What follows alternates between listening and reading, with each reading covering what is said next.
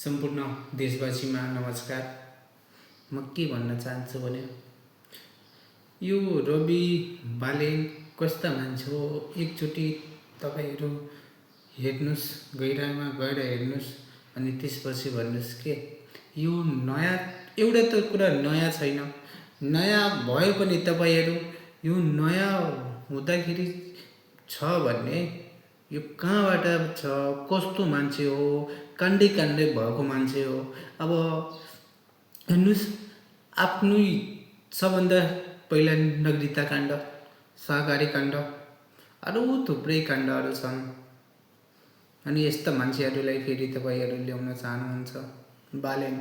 बालेन को हो कसैले थाहा पनि थिएन। एउटा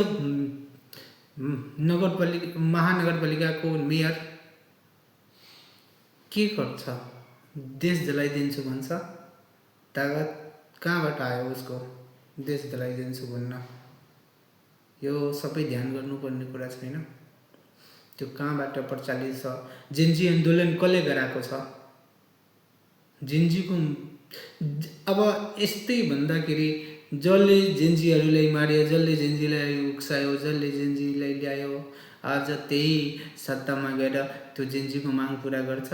कसले जेन्जीलाई मार्यो, कसले जेन्जी आन्दोलन गरायो, सबै कहाँ छ? सबैले थाहा छ, राजपामा छ। अनि फेरि त्यो सत्तामा गएपछि त्यो आफ्नो जति काण्ड गरेको हुन्छ त्यो छोड्छ, सबै लुकाइदिन्छ। अनि त्यसपछि को दोषी हुन्छ? हाम्रो पुलिस दोषी हो। पुलिस हाम्रो देश दोषी हो। गोली चलाएको छ त्यही भएर हो कि आवश्यकता थिएन गोली चलाउन? एकदमै आवश्यकता थियो गोली चलाउनलाई। तर यसमा जसले ह्याक गरेको थियो त्यो त्यसलाई समात्नु पर्छ। त्यो ह्याक कसले गरेको थियो? कसले ह्याक गरेको थियो? सबैलाई थाहा छ कहाँबाट प्रचलित छ, कसले ह्याक गरेको छ, बारवाडा फाउन्डेसन कहाँ छ, सबैलाई थाहा छ। तब पनि हाय बालेन, हाय रवि, यो देशको धेरै नराम्रो कुरा देशको लागि। अहिले धेरै जटिल अवस्थामा छ हाम्रो देश। अहिले निस्किँदैन भने कहिले पनि निस्किँदैन। यसैले भन्छु म, राजा ल्याउनुहोस्, देश बुझाउनुहोस्, सबै दल मिलेर बैठक बस्नुहोस्, त्यसपछि राजालाई स्थान दिनुहोस्, त्यसपछि चुनाव गराउनुहोस्।